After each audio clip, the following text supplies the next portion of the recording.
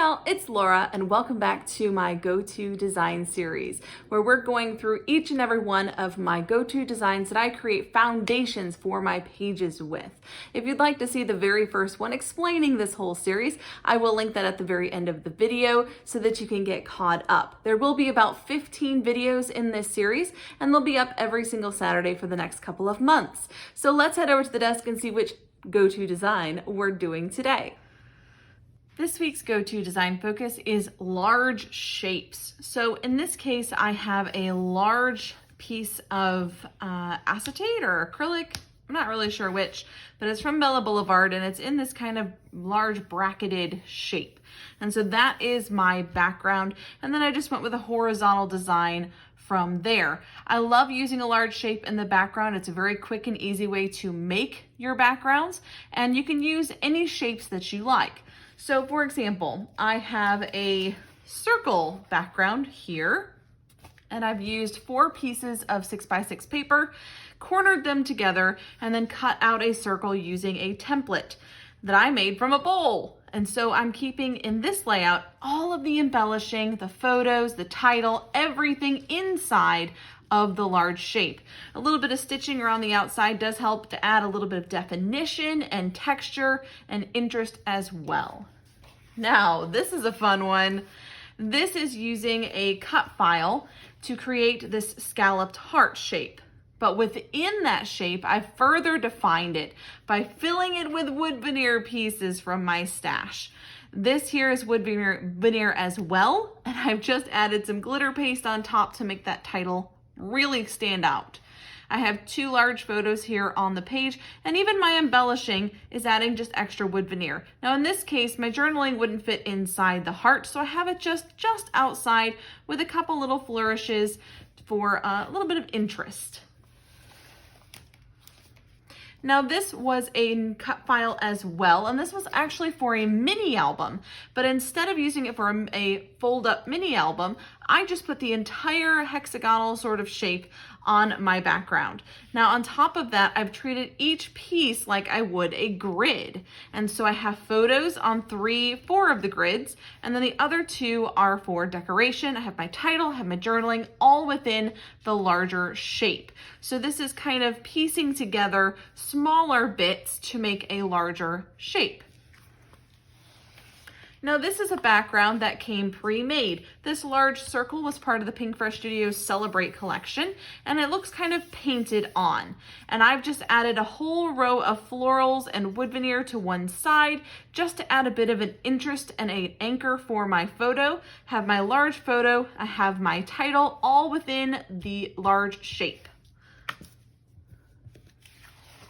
Going back to my pieced together hexagons, this one has little hexagon flowers, or rather large hexagon flowers, that were part of a Paige Evans paper. So I fussy cut them out, and I'm using them as multiple large shapes in my background that are just sort of randomly placed, some of them leading off the edges for a bit of interest, and stitching around each of the individual large shapes. I have 2 frames in here as well as 2 photos. And everything is clustered in the center that I want you to focus on. These are just for a little bit of added fun. It is a bit diagonal as well, so there's a combination of go-to designs on this one.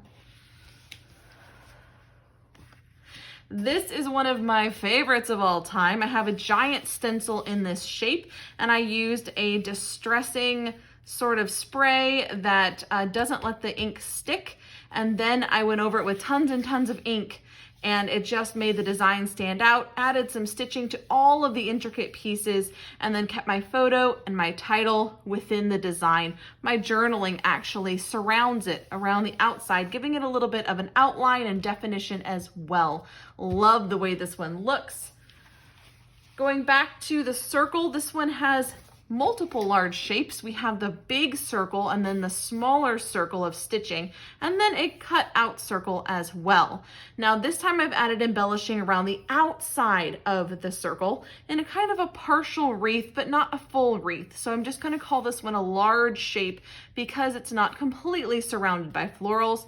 I've tucked my large photo inside of the circle, have a small title here at the bottom with my journaling as well, just sort of slightly outside of that large shape, and it's backed with some beautiful vellum.